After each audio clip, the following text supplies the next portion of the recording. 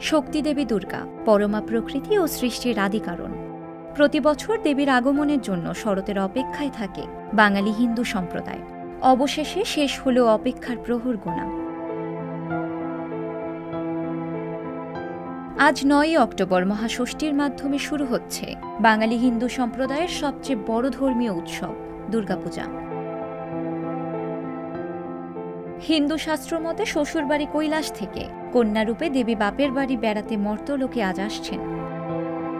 রামকৃষ্ণ মিশনের নির্ঘণ্টে বলা হয়েছে, বুধবার সকাল ৬টা ১০ সায়াংকালে দেবী দুর্গার আমন্ত্রণ ও অধিবাস। দুর্গাপূজা হল শক্তির অধিষ্ঠাত্রী দেবীর উপাসনার উৎসব। দুর্গা দেবী পার্বতীর আরেক রূপ। মহাদেবী দেবতাদের অনুরোধে দুর্গম অসুরকে বধ করেন, তাই দেবী পার্বতী দুর্গা নামে অভিহিত হন। লোকনাথ পঞ্জিকা অনুযায়ী ৯ই অক্টোবর মহাষষ্ঠী, ১০ই অক্টোবর মহাসপ্তমী, ১১ই অক্টোবর মহা অষ্টমী এবং ১২ই অক্টোবর মহানবমী। এরপর ১৩ই অক্টোবর বিজয়া দশমীতে প্রতিমা বিসর্জনের মধ্য দিয়ে সমাপ্তি ঘটবে শারদীয় দুর্গোৎসবের। উৎসবের প্রথম দিন ষষ্ঠী পূজা বিকেল ৫টার পরে আরম্ভ হবে। বিজয়া দশমীতে প্রতিমা বিসর্জনের মধ্য দিয়ে শেষ হবে ৫ দিনব্যাপী এই উৎসবের। দেবী দুর্গা শাক্ত মতে সর্বোচ্চ আরাধ্য দেবী। বৈষ্ণব মতে তাকে ভগবান বিষ্ণুর অনন্ত মায়া হিসেবে আখ্যা দেওয়া হয় এবং দুর্গাকে শিবের অর্ধাঙ্গিনী পার্বতী। ক্ষমতা আর বিজয় গর্বে মত্ত অসুরের অত্যাচার আর ধ্বংসলীলায় ত্রিভুবন বিধ্বস্ত হলে সৃষ্টির ভারসাম্য রক্ষায় দেবী মহামায়া এক দশভুজারূপী মঙ্গলময়ী রূপে আবির্ভূত হন আর দুর্গমাসুরের বিরুদ্ধে যুদ্ধ ঘোষণা করেন।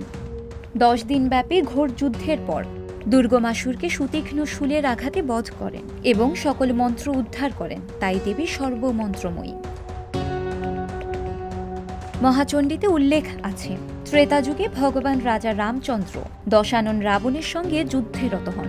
পাপের বিনাশের লক্ষ্যে দেবী আদ্যাশক্তি মহামায়ার কাছে শক্তি বৃদ্ধির আশায় শরৎকালে তার পূজা করেছিলেন এবং যুদ্ধে জয়লাভ করে দেবী সীতাকে উদ্ধার করেন এবং রাবণকে হত্যা করতে সক্ষম হন রামচন্দ্র।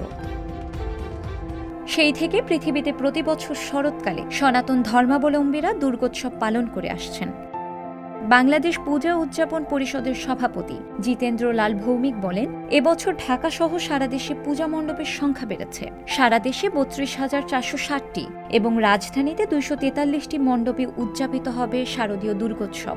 দুর্গাপূজায় আলোকসজ্জায় সজ্জিত হবে নগরী। তবে উৎসবের অনন্য রূপের সন্ধান মেলে রাজধানীর পুরান ঢাকায়। এবছর দেবীর আগমন হবে পালকিতে, যার ফলাফল মড়ক, এবং দেবী স্বর্গে গমন করবেন ঘোড়ায়। দেবীর পালকিতে আগমন শুভ ইঙ্গিত নয়। শিলা ইসলাম, সংবাদ প্রকাশ।